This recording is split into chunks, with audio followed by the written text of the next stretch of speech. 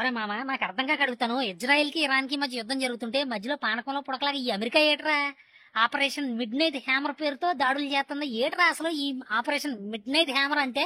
Operation mid night hammer పేరుతో America చేపట్టిన ఈ బాంబుల వర్షం బ్యాడ్ రా. ఎవడైనా శాంతిని కోరుకుంటాడు రా. ప్రపంచం శాంతిగా ఉండాలని కోరుకుంటాడు, ఏ యుద్ధం జరగకుండా ఉండాలని కోరుకుంటాడు. కానీ ఈ అమెరికా వాడు మాత్రం చాలా డిఫరెంట్ రా.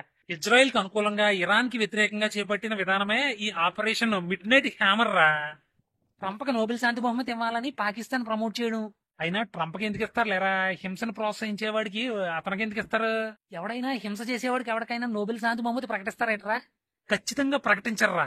లేకపోతే ఇరాన్ మీద బాంబుల వర్షం కురిపించడం ఏంటరా? మామూలుగా కాదు, బ్లాస్ట్ చేసేసింది. క్షిపణులతోనూ బాంబర్లతోనూ దాడి చేసి అండర్ గ్రౌండ్ లో ఉన్నా సరే మొత్తం కూల్చేసిందిరా అమెరికా.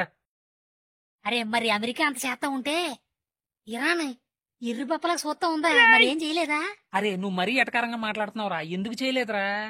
అమెరికా చేసిన పనికి ఇరాన్ ఇజ్రాయెల్ పై బాంబుల వర్షం కురిపించింది. ఒరే ఇదేం యుద్ధ నీతిరా? అమెరికా అటాక్ చేస్తే మళ్ళీ అమెరికా మీదే అటాక్ చేయాలి గాని ఇజ్రాయెల్ మీద అటాక్ చేయడం ఏంట్రా?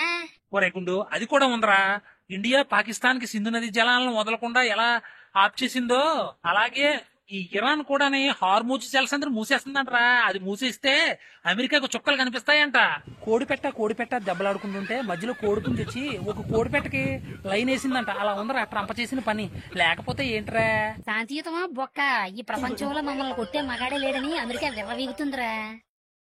వీగుతుంది. అమెరికాకు చెందిన 15 దేశాల్లోని 19 మిలిటరీ స్థావరాల్లో ఉన్న 40-50 వేల యుఎస్ ట్రూప్స్ పై దాడి చేసేందుకు ఇరాన్ సిద్ధంగా ఉందంట. ఇదే గాని జరిగితే మూడో ప్రపంచ యుద్ధం మాత్రం ఖాయం.